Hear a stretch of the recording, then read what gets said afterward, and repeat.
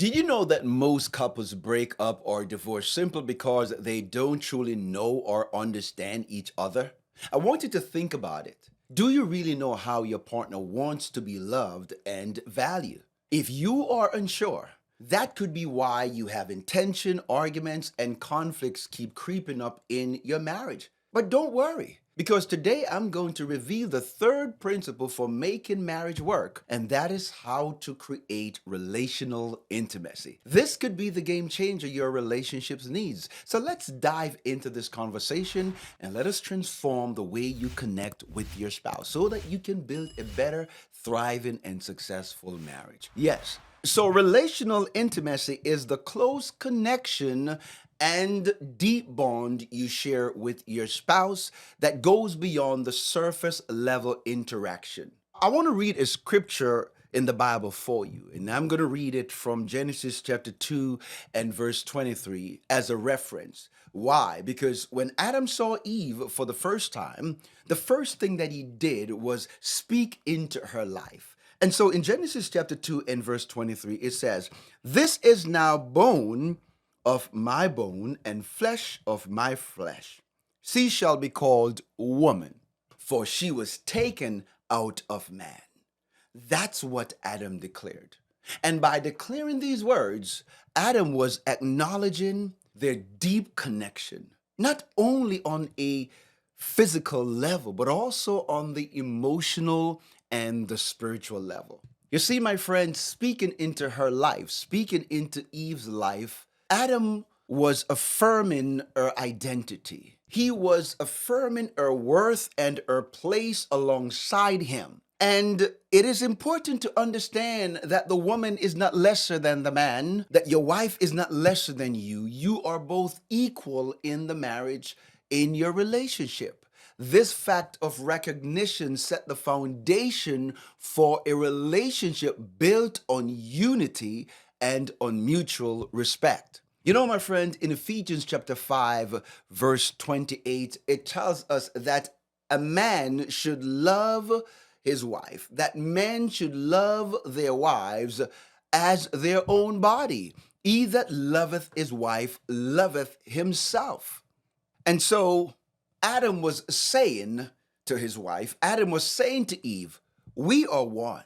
You're not lesser than who I am. You're not subservient to me. We are equal. He was looking at his wife and he was saying that you are amazing, you're beautiful, you're gorgeous, you are attractive. I'm so glad that you and I can relate.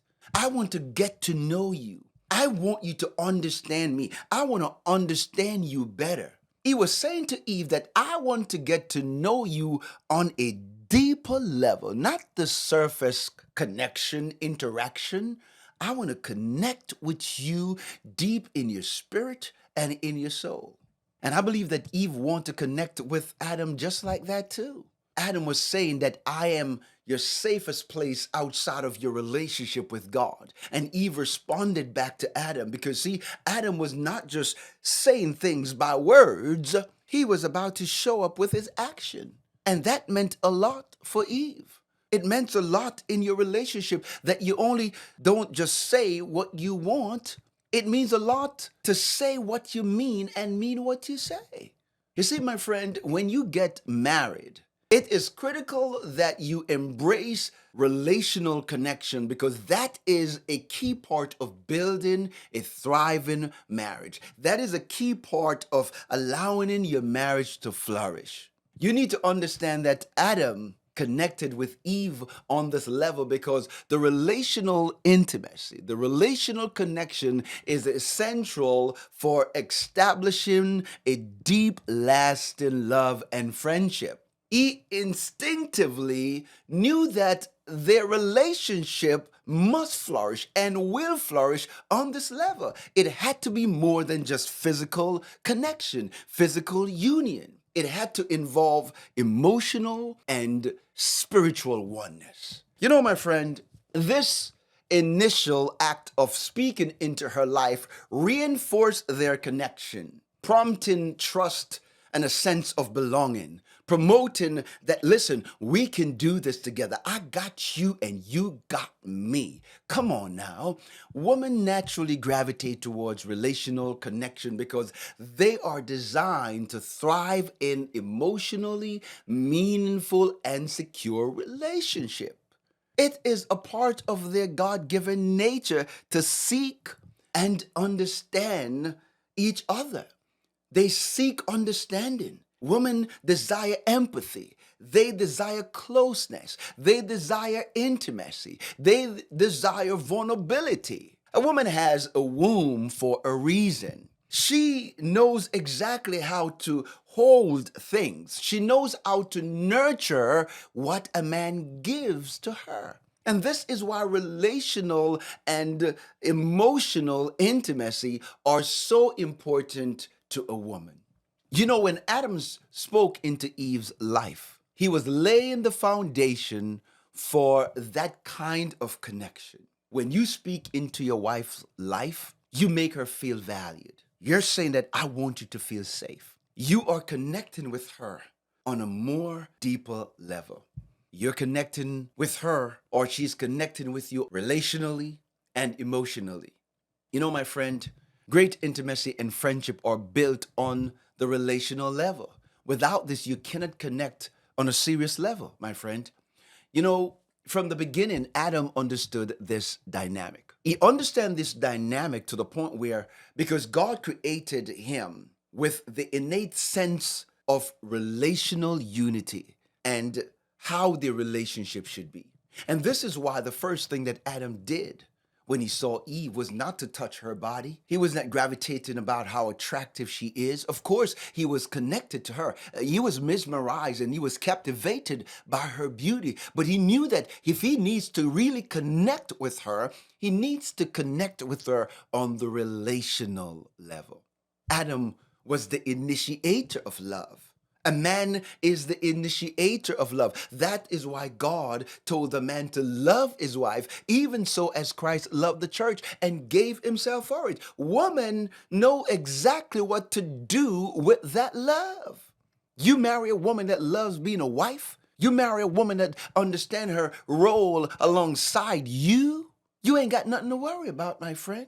You see, when God presented Eve to him, Adam immediately knew exactly what to do. He immediately recognized her as a part of himself, which sparks and it ignites something in him that he has to spend time to understand her uniqueness. Are you spending time to understand the uniqueness of your wife? Are you spending time to understand your husband's uniqueness, the complexity of her body, how she was created by God, how she was connected to you?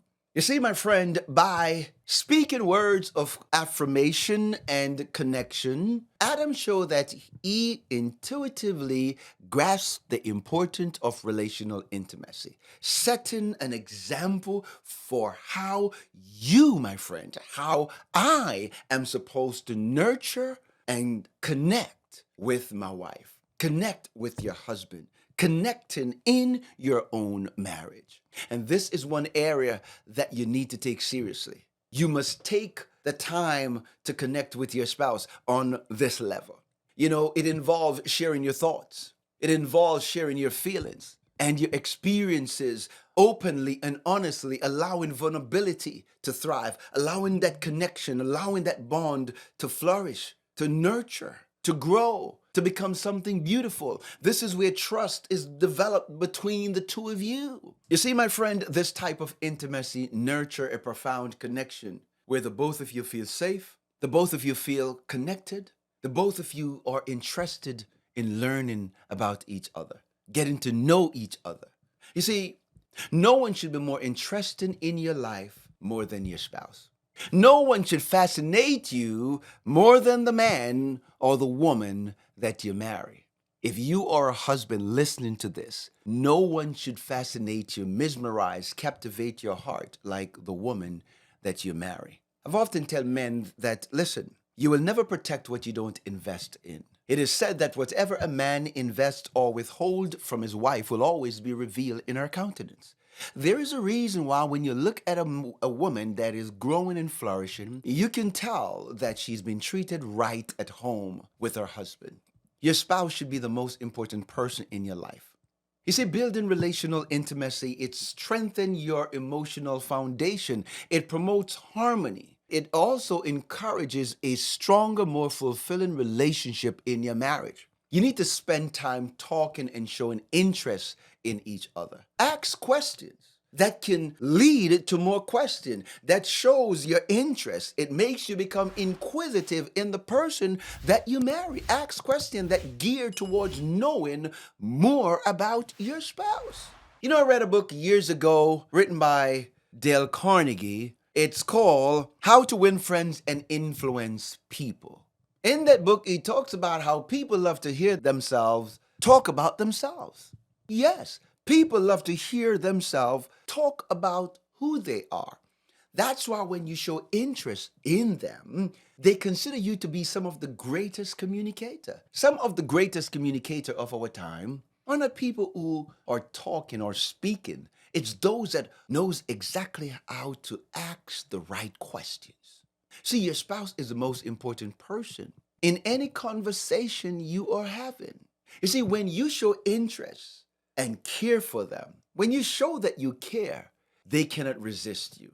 You become irresistible. If you take the time to learn about your spouse, you can better relate to them.